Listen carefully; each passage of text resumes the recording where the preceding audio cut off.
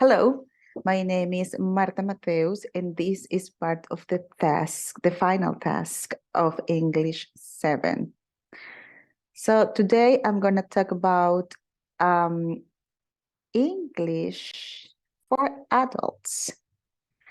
So there is this preconception about if an adult can learn English or not. There are a lot of stigmas about it. But this is this popular sentence that actually I have been finding this sentence in many languages. They have their own version of this. In English would be kind of old part can't learn. And there is a lot of many things that we can say about why not, and we can be very convincing about it. So this is an example. Welcome, nice to meet you. Well, nice to meet you. Again. Welcome, nice to meet you. Naikomol. Angolomai. We don't want to show others the things we can't do, and there is a lot of afraid about to show our vulnerability when we are learning, especially when we are an adult. Kids are much more free on that, but as an adult, we are really concerned about what people think about us and our learning process. But working with adults, I have found 1,000 of why not they can learn, and a lot of stigmas. And this is just a few stigmas that I have been here very frequently, like adults can't learn English, adults have their brain already full, so they can't take anything else.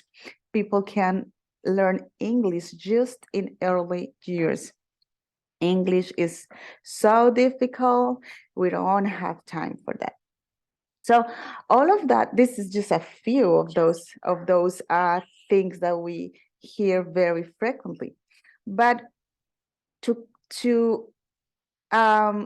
teach adults, the most difficult thing that I have been finding working with adults is that unlearning is more difficult than learning a new concept.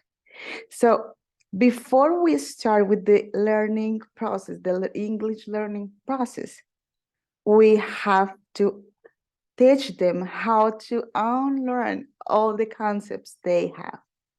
It's not that we can't learn English as an adult. I am an example of it.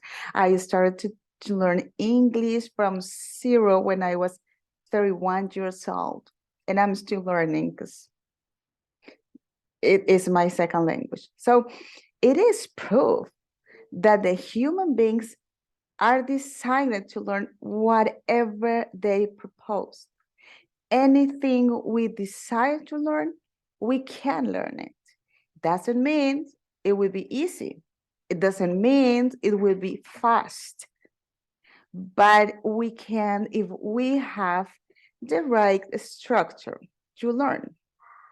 So discipline is one of the most important tools we have to use if we want to learn something new, if we want to learn a new language as an adult. Perseverance, because we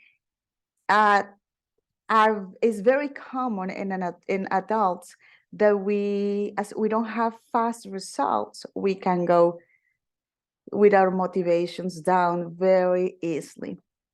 So we have to have the right motivations. We have to know our learning process and know that it will take time, that is a journey.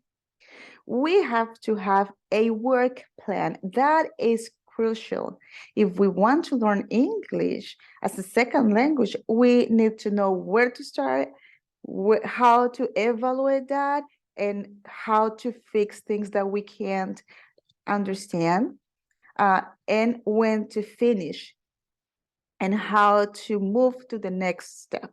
So as I said before, I worked this semester with adults, and it was so important that since the beginning of the classes, the first class, they knew what they will going to learn during the classes, how much time we were going to spend on that classes, how much time they will spend out of the classes to do the work they have to do. So there is the next thing we need, and is invest. We need to invest time in our learning process as adults. It is very common to say, oh, we don't have time for this, but actually it doesn't require like 100 of hours on this. We definitely can just spend like 5 minutes every single day, and the results will be amazing. So when we work hard as a teachers, and the students also, we get the results we want even in such a short time. If we have a plan with specific time and specific goals, we can have in short time a very good result, and we will succeed in this journey. So now is time to show you one example that we did this semester with a 73-year-old woman. She started with us, and at the end of 15 classes, just 15 classes, we did 3 classes per week, 1 hour per day, and we had commitments, homework to do, and the result of just 15 classes, meaning like 4 or 5 weeks, was this. Good evening, dear teachers. First of all, thank you to all of you for your collaboration in our learning of English. Thank you to Paola Ramos and Juan Diego Lozano, because they were very kind to me. This class were very important and interesting. Cordially, Grace Romero. This is just one of the examples of what an amazing results we can have in short time if we have all the things I explained before. So there is one question that I have here, and is why people from different cities seems to have more difficulties than other people. That is very important, because you have to take in account when you teach to an adult the education that person has, the kind of place that person is, because just talking about Colombia, if they are living in the north of Colombia, the diction is so different, and you have to work in different things to make things work. Also, you have to take in account if that person experiences with language. A lot of people used to have really bad experiences. So if you can share with them your own experiences, say, it has been, I have been there, they will be more open, and they can just be, they can make mistakes and don't be worried about it.